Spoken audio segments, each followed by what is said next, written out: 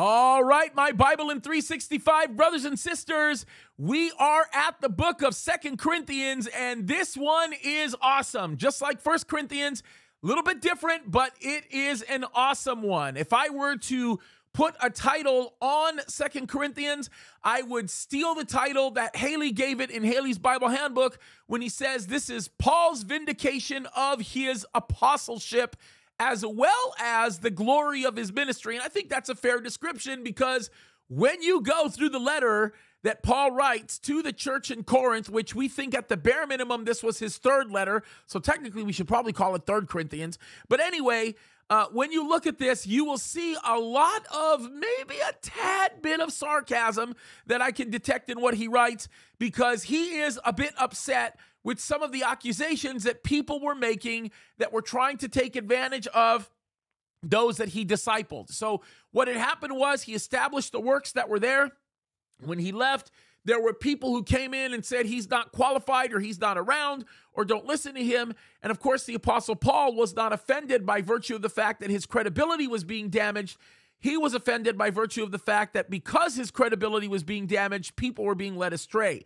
So he goes in and he deals with this. And of course, what I thought would be best to do with 2 Corinthians is to go through a bit of a brief survey because there is so much to learn in these chapters, right? And chapter 1 will be one of the most enjoyable chapters you will read in the New Testament if you are in a place in your life where you're going through a lot of suffering and you want to be able to find some semblance of peace in your heart. 2 Corinthians chapter 1 is the place to go, right?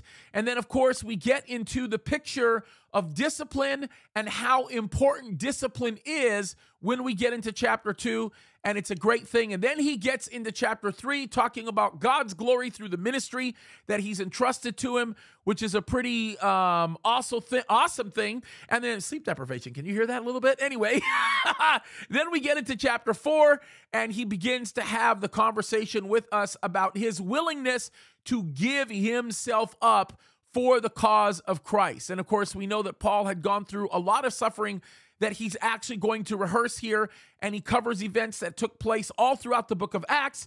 He'll cover events that took place in his notations earlier in the chapter or earlier in the book, and it's a lot of great stuff. He'll even mention when the suffering that he actually went through later on in the chapter as well. So it's really, really good stuff. You're going to love it.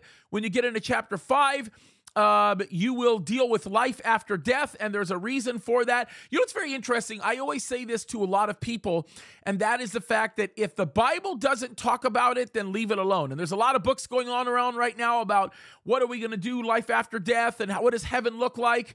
Well, you don't really need to do much more of that than to understand the fact that the Apostle Paul said it's illegal to say anything about it.